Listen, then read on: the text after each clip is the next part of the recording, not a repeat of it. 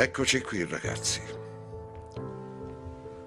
Oggi siamo vicini alla più grande scelta della nostra vita.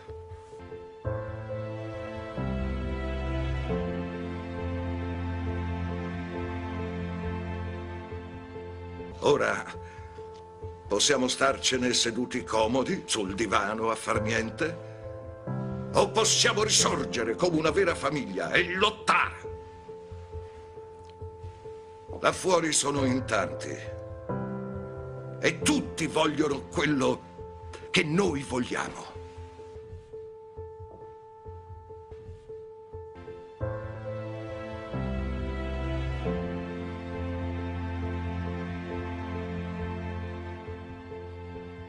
E non sarà facile, signori. Non sarà facile.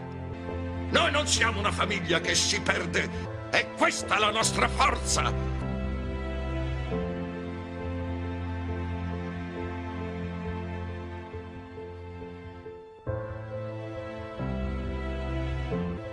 La vita è fatta di momenti. E questo è il nostro. È una navetta che passa una sola volta nella vita. Quindi adesso noi...